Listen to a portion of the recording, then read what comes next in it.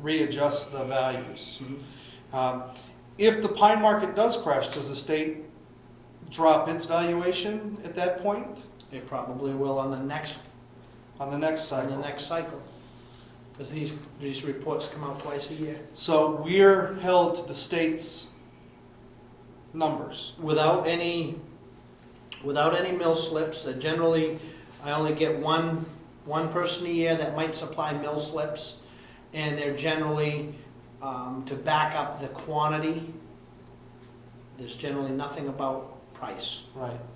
And so at this point, I guess this year I got two reports with mill slip. One person who supplied mill slips is not either of these two requesting abatement. So at this point, the homeowner, with the help of his logger or forester, is going to have to provide you with all the information we need to make the determination whether or not abatement is even called for at this point.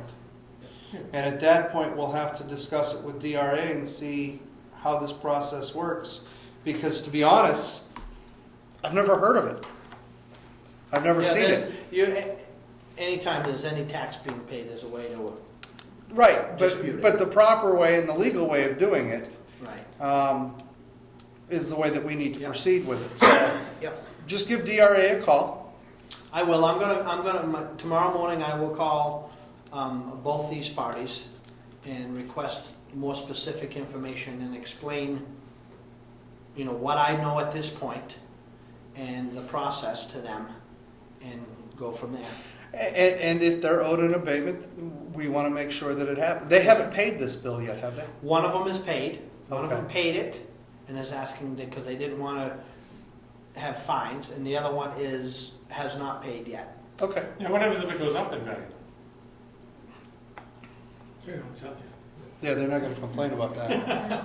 Yeah, they're going to look, they're going to see what the town has done for an assessment and say, oh, okay, we'll go with that one.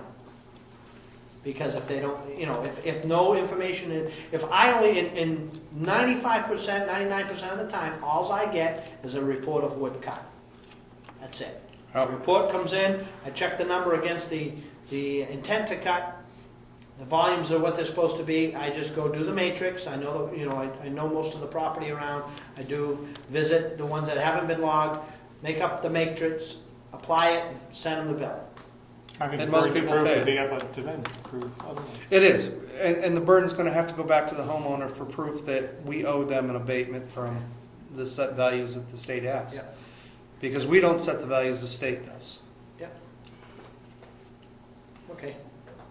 So, but if they're owed an abatement, or in the one case, because he hasn't paid the bill, we can adjust that bill prior. It's the one that has paid it that would have to be abated.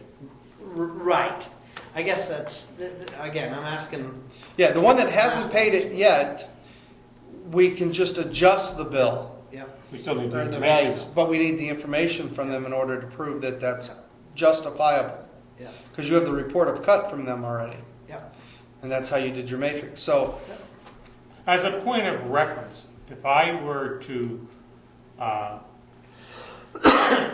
much money is that a question I can ask? Would somebody have received for a cut of wood? it depends on how much. Well, it depends on how much they, it does depend on the market, where the market's going for each species and the volume they cut. I mean, some people can get $30,000 off a cut. I wish I would. Yeah, especially if you have nice big oak trees that are perfect, and can't put your arms around it, because then that's veneer oak, and that pays a higher price. Veneer pine pays a higher price. Birch. Veneer woods are always the best, and if you have nothing but pulpwood.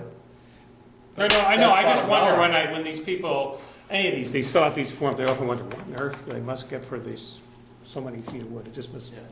Well, as you I sign, don't know. the next time you sign a warrant for timber, Right. that tax bill is 10% of the market value of the wood. So if they got a $2,500 tax bill, there's $25,000. Okay. Yeah. Just as a, Okay. So as rough. And like you said, if the market went up and I did the matrix at that, and they were lucky enough to hit you know, the state sends out the next report for that time frame, because it's all based on the time. And the next week, the market goes up and they sell after that and they make more, then that's the part they don't tell you. They keep more money. Right, Then- okay, just, Okay. Road agent, I would like to see. would you like to come up here and face the camera and state, he may want this Give to be your- on tape, to be able to go back and give look your at this. The presentation? road is lovely. Thank you You're most welcome. very much. And it, And we did it just for you. Yeah. it did come out well. Very happy with it. FR Carroll out of Limerick, Maine, wonderful people to work with. They did the grinding, they hauled me the gravel, and then they did the pavement. Yep, it worked out slick. We came in under budget? We will, because we're not done. We have to let it harden up a little bit, then we'll go back and build the shoulders up with gravel. Okay. But that's, that, But we're gonna be within budget. we will be, if Within budget. if my memory serves me correctly, there was $80,000 proposed budget for the job, $75,000 of warrant money, and $5,000 coming out of my operating budget. We will, probably won't touch my operating budget at all. That's what I like to hear. If you'd like to know, at the present time, we are $65,893 into that project, and added to that cost the two culverts, the purchase price of the culverts only. I have not got the bill for that yet, so I don't know what they are. So You mean we didn't recycle culverts from? We some of the other- tried. Some of the other roads that we pulled them out tried, of? but we started out buying one new culvert, Yeah. and we were gonna recycle the concrete sections that we, but when I dove down into the poison ivy that time and to look up the culvert, I thought, okay, we can do this, so we started in on the other end. Come to find out, it was 3 sections of 3 different sized culverts. Oh, lovely. So at that point, we were No wonder that 2 water sections flow was all away. screwed up. We were 2 sections away from being completely across the road, so we just got a new culvert put in. I would rather see us put in all new culverts and know that it's gonna last, Yep. instead of trying to piecemeal stuff back together like somebody did, how many ever years ago that those were installed. Right. So, and these are Yep. all the new plastic ones, smooth Smooth bore. bore corrugated plastic, Yeah, 2-ply. Yep.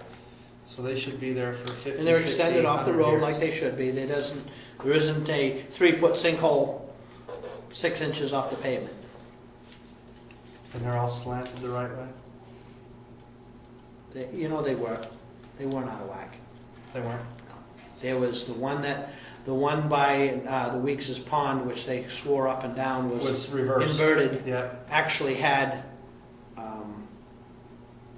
I want to say it had a 10-inch drop from one side to the other. It was very steep. Yeah, I was gonna say, that was a very, yeah, I Very remember steep. that. The problem is when Mr. Weeks put the culvert in through the stone wall for the pond, he put that below the grade of the one crossing the road. So there was always, between the 2 culverts, there was always standing water there. Yeah, So, okay. Anything else from the road agent? regraded Lyford Road. We did a final or a complete grade on Cottle Hill Road. We started Tibbetts Hill, the dirt portion of just the hill, because they were harvesting blueberries. And this coming week, next week I should say, we will go to the top of it and grade that. And that includes the little section of Burwell. And Burrow, yeah, that's all Tibbetts Hill up there. Yeah, Tibbetts Hill Extension, yeah, Tibbetts Hill. Yep. Okay. Anything else? That's it. Keep up the great work. Thank you. Emergency management, Brad's not here. Maybe? No, No.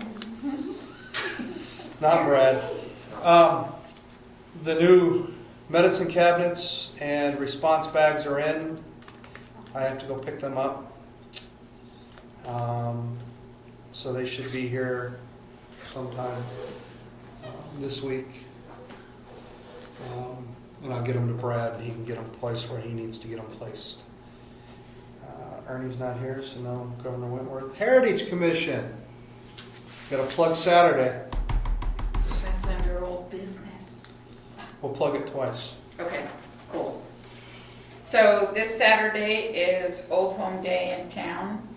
The Brookfield Wakefield Historical Society is having a breakfast from 8 to 11. God love them.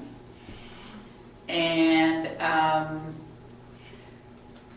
so the activities, at least for the townhouse and the schoolhouse, will be delayed till 11. I'm assuming that the hike will still be at 10 and meet at the townhouse for the Conservation Commission. And so the townhouse will have exhibits. I finished an exhibit on when the bell tower was added to the front of the building. It cost the town $300.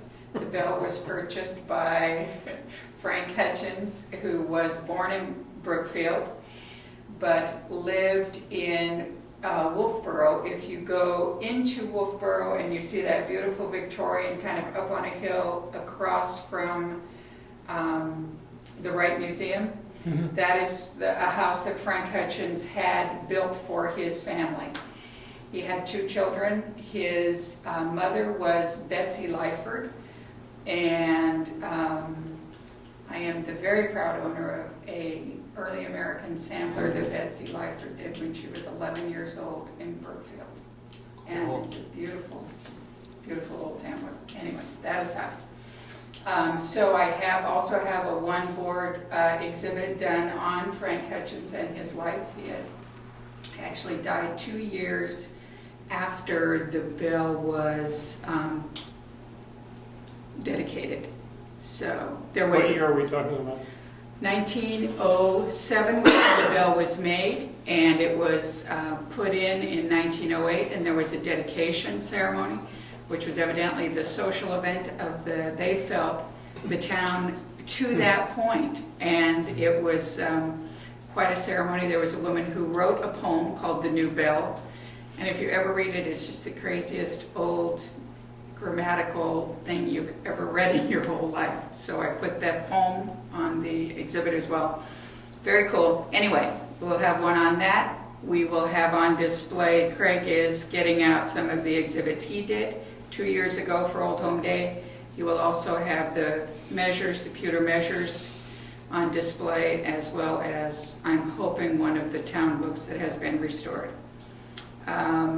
We will have a historic interpreter in the school from 11 to 3, and she will be showing the kids how to write with a quill pen and what school was like in the old days, and have given her copies of our history of our schoolhouse. She came a week ago, and we walked through the schoolhouse and looked it over, that kind of thing. From 5 to 7, we will have the Memphis-style barbecue done by Rick Surratt. So it will be chicken and beef and pork, and it is $10 a person for adults and $5 a person for children under the age of 12. We will also have beans, baked beans, homemade baked beans, and coleslaw, cornbread, and dessert is blueberry cake. And after dinner, the Clearly Related string band will be performing. So dinner is 5 to 7, Clearly Related will probably start maybe about 6:30 and play for a couple sets. Should be a nice day. Great shindig. A great shindig. Come one, come on. Anything else? Salmon Falls Architecture, the selectman, Ernie did sign the contract for the survey, site survey of the townhouse. I have not heard from them, but have mailed the contract and the check back to them, so I anticipate. The only thing I did ask was that they not come this week while we've got so much going on, but that they will be in touch and we'll get together and start on the survey. Okay. And I cashed the check for that grant. $5,000 grant from the National Historic Trust for Preservation.